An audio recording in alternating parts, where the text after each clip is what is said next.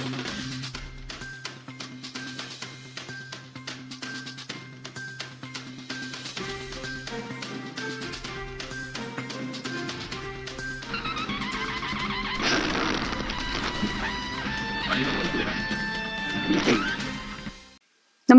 आपण पाहता Hirkani news. Hirkani news प्रत्येक क्षण ताज्या घडामोडी आणि महत्त्वाच्या प्रत्येक बातमीसाठी नेहमी तत्पर. शिरोळमध्ये आदर्श प्रगतशील शेतकऱ्याचा संताप. खोट्या गुन्ह्यांची चौकशी करा, अन्यथा 15 जूनपासून बेमुदत उपोषण.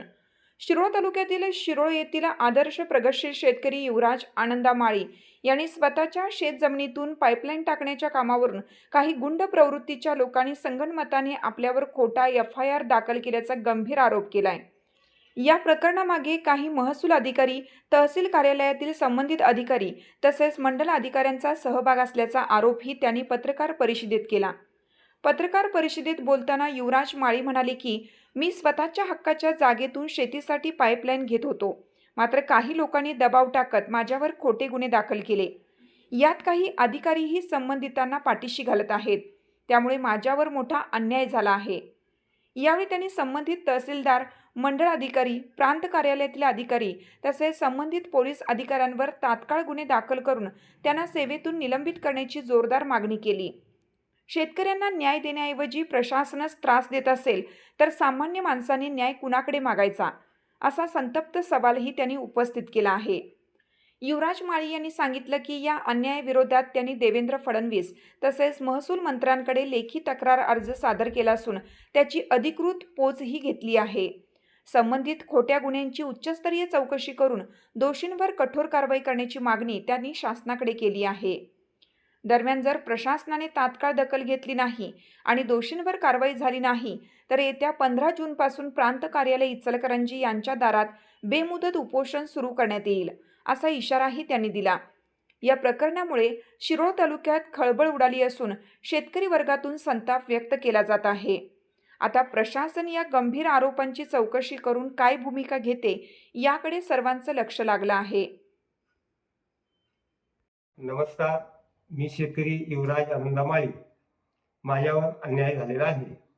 मी माझ्या शेतात पाईपलाईन करत असताना अशोक रघुनाथ माने यांनी माझ्यावर तक्रार केली.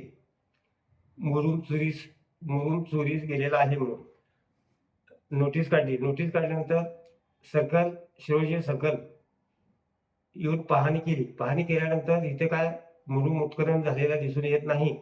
या अनुषंगाने सपाटीकरणाचं काम झालेलं आहे असा अहवाल तयार करून सर्कल साहेबांच्याकडे दिला आणि निघून गेले. परत अशोक रघुनाथ माने म्हणाले हो पंचनामा मला मान्य नाही. मग यशवंतपूर सर्कल यांची नोटीस आली. नोटीस आल्यानंतर मग परत आम्ही हजर राहिलो आणि त्या नोटीसमध्ये मी म्हणणं सादर केलं सर्कल साहेबांनी, इथे काय उत्खनन झालेलं दिसून येत नाही, सपाटीकरणाचं काम झालेलं आहे आणि पंचांच्या दोन्ही पंचनाम्यावर पंचांच्या सह्या घेऊन अहवाल पूर्ण केलेला आणि परत एक 4 महिन्याचा कालावधी गेल्यानंतर मला नोटीस न येता अशोक रघुनाथ माने यांनी 3रा पंचनामा केला आणि खोटा पंचनामा पैसे घेऊन केला आणि खोटे साक्षीदार घालून त्यांना लाचलुचपत देऊन साक्षीदारांनी लाचलुचपत देऊन खोटा पंचनामा तयार केला आणि मला माहीत नसताना माझ्यावर खोटे गुन्हे दाखल केले आणि मला जाणून बुजून षडयंत्र रचून अडकवण्याचा प्रयत्न केला आणि मला 4 महिन्यांना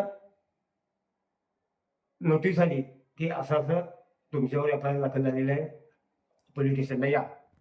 मग मी गेल्यानंतर मला जोरदार धक्का बसला.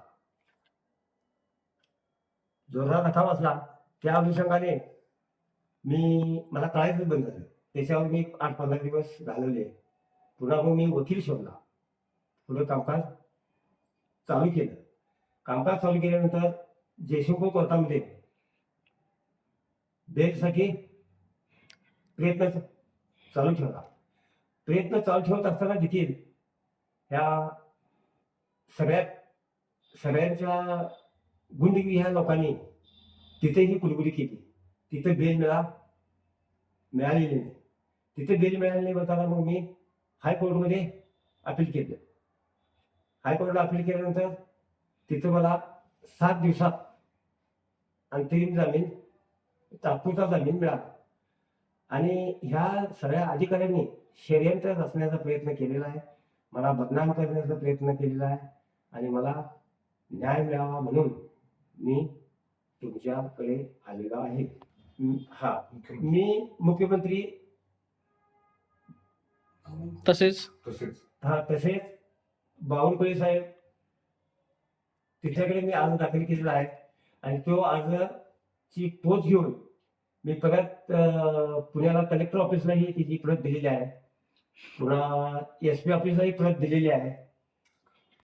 मला 8-10 दिवसात मला जर न्याय नाही मिळाला तर मी 15 तारखेला उपोषण बसणार आहे आणि माझं 15 तारखेला जर काही बरं वाईट झालं तर याला सरकारच जबाबदार राहणार आहे, याची दखल घ्यावी.